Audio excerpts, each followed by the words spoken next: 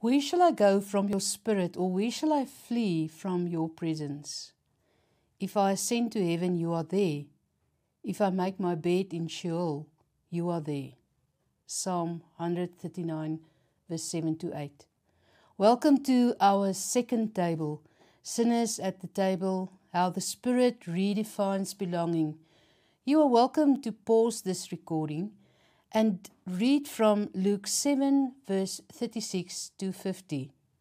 Read about Jesus' dining with Simon the Pharisee when an uninvited, sinful woman crashes the party.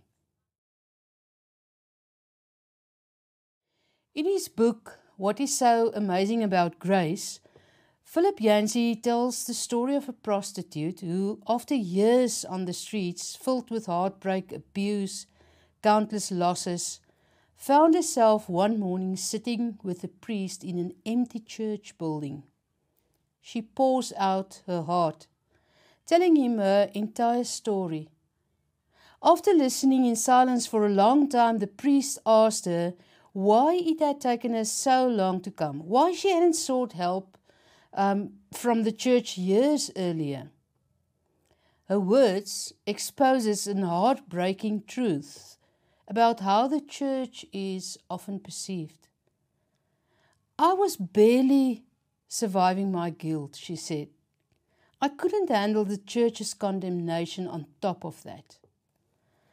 How many people are staying away from Christian fellowship, not because they don't need grace, but because they fear the church, the condemnation of the church.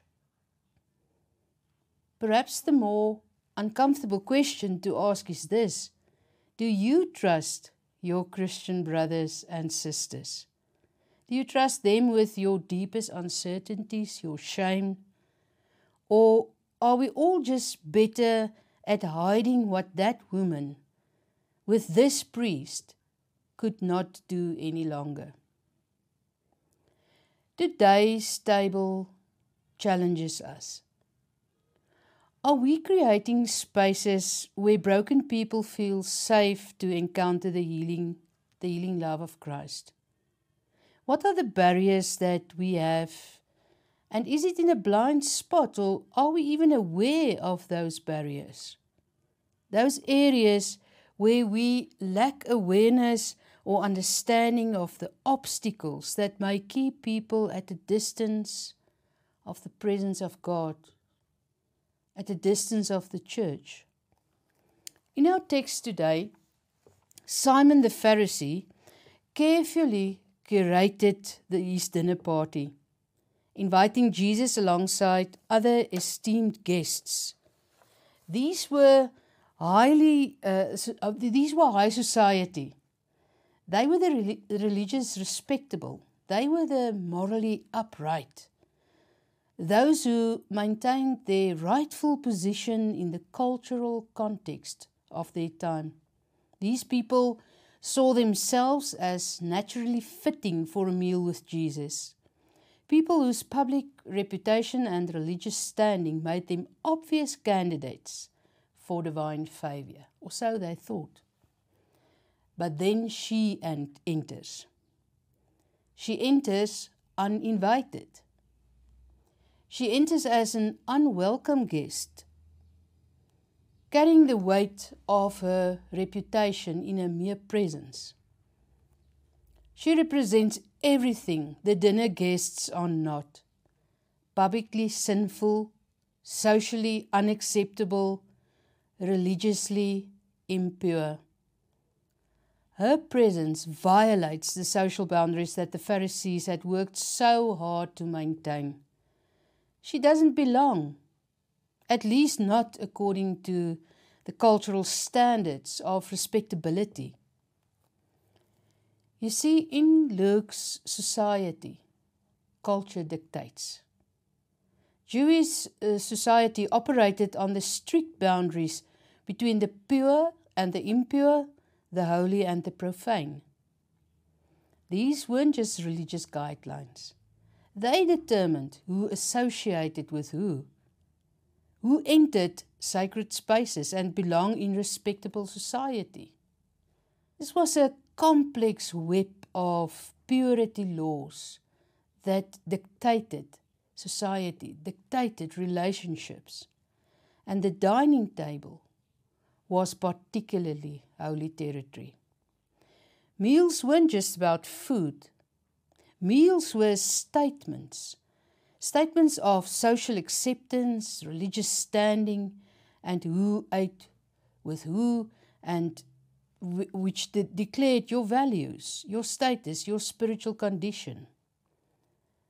She's also an unnamed woman in this text. And when she enters Simon's home uninvited, her action is scandalous on multiple levels. She violates social protocol, gender expectations, and purity boundaries all at once. In the middle of your booklet, you will find different maps of purity guidelines. You can study it for interest's sake. According to cultural custom, she is a doubtful and an unwanted character in this scene. But Jesus' acceptance of her, as expected, challenges the customs of the day. What culture demands and what God's kingdom declares are often complete opposites. This same tension between cultural expectations and kingdom values plays out in our communities today as well, where traditional approaches to belonging often clashes with the barrier-breaking inclusivity that Jesus embodies. Even without realizing it, our own cultural barriers often reinforces the idea that people must believe and behave before they can belong, before they are a good fit for our faith community. The unintended consequence is that to prevent us from building the inclusive, grace-centered communities that Jesus modeled at this table. You can look at the graphic in your booklet where it illustrates the traditional approach of believe, behave, and then you can belong. And the alternative that this table offers, this table where Jesus is a guest at the table, where everyone belongs, where everyone is welcome unconditionally. And from this safe space of belonging, people naturally explores belief, which leads to transformation. Belong, believe, behave. Once we recognize how easily we conform to cultural expectations, we must refuse to let them dictate our actions. Instead, especially in this time of Pentecost, let us pray that the Spirit will guide us towards God's way of doing things, where those who seem least important become most important, and everyone, especially those who feel left out, has a place at the table. What can help is when we understand the mathematics of grace, the formula of God's grace that starts with love. Love is at the foundation of forgiveness. And once love and forgiveness are received, gratitude follows. Love creates belonging. Love is relational. It is welcoming. Love is accepting. Love is non-judgmental. Love is emphasizing community over conditions.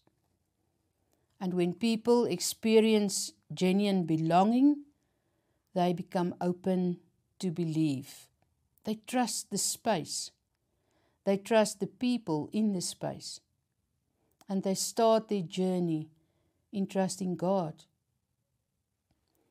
As belief grows, transformation follows. Changed behavior flows from gratitude for grace received. At the table, Jesus knew exactly that Simon was questioning him in silence. Actually, with judgment in his heart. You can look at verse 39 again. If this man were a prophet, Simon thinks, he would know what kind of woman is touching him. In the parable that follows, Jesus offers a teaching on this exact mathematics of grace. His message is simple and clear. The greater the debt, the greater the gratitude for that grace. Simon makes several critical errors. First, he believed that his achievements and social position make him more valuable as the person of that woman. Flowing from this arrogance, he assumes that he therefore owes less gratitude for God's grace. But here stands a woman who is deeply aware of the acceptance and forgiveness that she has received, and she demonstrates her thankfulness openly. Simon, on the other hand, barely manages the basic courtesy of being a good host. So first, he believed that his achievements and social position make him more valuable as the person of that woman. Flowing from this arrogance, he assumes that he therefore owes less gratitude for God's grace. But here stands a woman who is deeply aware of the acceptance and forgiveness that she has received, and she demonstrates her thankfulness openly. Simon, on the other hand, barely manages the basic courtesy of being a good host.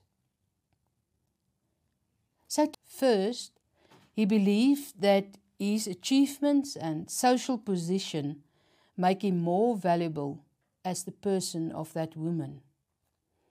Flowing from this arrogance, he assumes that he therefore owes less gratitude for God's grace.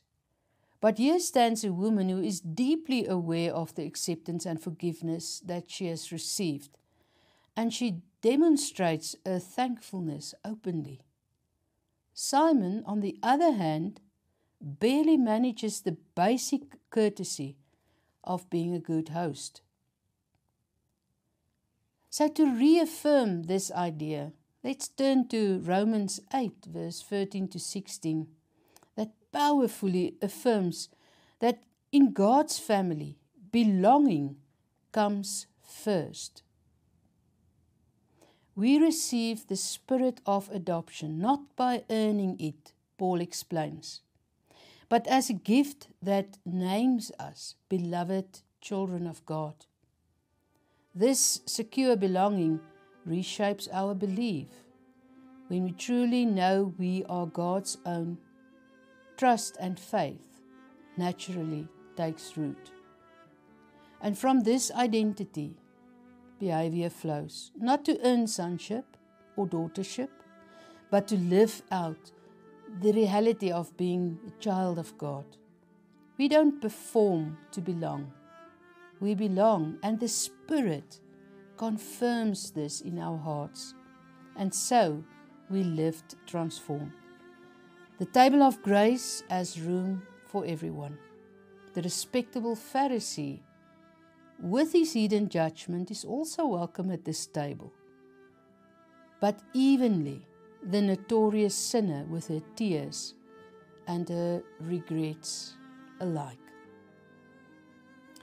Remember to do your daily examen this evening, answering on the 3 questions in your booklets, and end your day with the Pentecost prayer that you will also find in your booklet.